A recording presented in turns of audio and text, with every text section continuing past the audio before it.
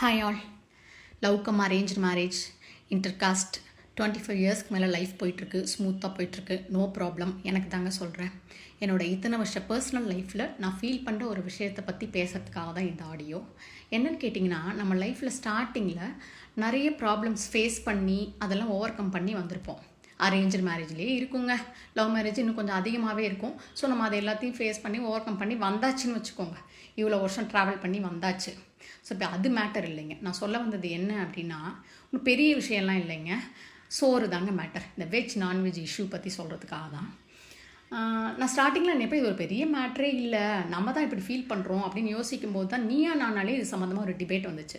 அப்போ தான் யோசித்தேன், ஓ இது நிறைய பேருக்கு இந்த மாதிரி ஃபீல் பண்ணுறாங்களோ அப்படின்னு தோணுச்சு எனக்கு. எங்கள் வீட்டில் எடுத்திங்கன்னா, நான் பியூர் வெஜிடேரியன், என் ஹஸ்பண்ட் வந்து நான் வெஜிடேரியன். ஸோ ஆப்வியஸாக என் பசங்க 2 பேரும் நான் வெஜிடேரியன். எங்களால் நாங்கள் 4 பேர் சேர்ந்து ஒரு ரெஸ்டாரண்ட் போகணுன்னா கூட நாங்கள் யோசிக்கணுங்க. ஏன்னா அங்கே வெஜிடேரியன் கிடைக்குதா அப்படின்னு சொல்லிட்டு பார்க்கணும். ஈவன் என்னை விட அவங்களுக்கு தான் இன்னும் கஷ்டம் அதிகம். ஒரு ட்ரிப்பு போகணுன்னா கூட நிறைய இந்த மாதிரி பிரச்சனைகளை நாங்கள் ஃபேஸ் பண்ணுற மாதிரி இருக்கும். யூஸ்வலாக ட்ரிப் போனால் என்ன பண்ணுவோம், அங்கே அந்த ஊரில் என்ன ஃபுட்டு ஃபார் எக்ஸாம்பிள் கேரளானே வச்சுக்கோங்களேன், அந்த ஊரில் என்ன ஃபுட்டு கிடைக்குதுன்னு தேடி தேடி சாப்பிட்ணுன்னு நினைப்பாங்க. இவங்க அங்கேயுமே போய் எனக்கு வெஜிடேரியனில் என்ன கிடைக்குதுன்னு தேடுற மாதிரி ஆகிடும்னு வச்சுக்கோங்களேன். என் ஹஸ்பண்டுக்கு வந்து மந்தி பிரியாணினா ரொம்ப பிடிக்குங்க. அவர் அது சாப்பிட்ணுன்னு ரொம்ப ஆசைப்பட்டு நாங்கள் ஒரு ரெஸ்டாரண்ட் வாசல் வரைக்கும் போயிட்டு அங்கே வெஜிடேரியன் இல்லைன்றதுனால அங்கே திரும்பி வந்த இன்சிடென்ட்லாம் நடந்திருக்குன்னு வச்சுக்கோங்களேன். இதெல்லாம் விடுங்க, இந்த சொந்தக்காரங்களாம் கெடா விட்டுன்னு கூப்பிடுவாங்க. உடனே நமக்கு ஹிட் ஆகும். அச்சோ அங்கே வெஜிடேரியன் வைப்பாங்களா, அப்படியே வெஜிடேரியன் இருந்தாலும் நம்ம கூட உட்காந்து சாப்பிட்றதுக்கு நமக்கு யாராவது செட்டு கிடைப்பாங்களா, இப்படிலாம் யோசிக்கிற மாதிரி இருக்குன்னு வச்சுக்கோங்களேன்.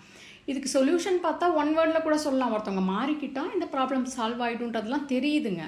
ஆனால் அது அவ்வளோ ஈஸி கிடையாது. இப்போ நான் வந்து நான் வெஜிடேரியனாக மாறுறதோ இல்லை என் ஹஸ்பண்ட் வந்து வெஜிடேரியனாக மாறுறதோ வந்து ப்ராக்டிக்கலாக எந்த அளவுக்கு ஒர்க் அவுட் ஆகும்னு எனக்கு தெரியலைங்க.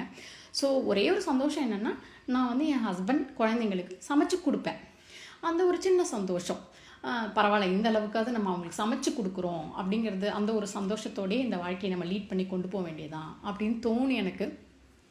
அவ்வளோதான், வேறு ஒன்றும் இல்லைங்க. That's all. பாய்.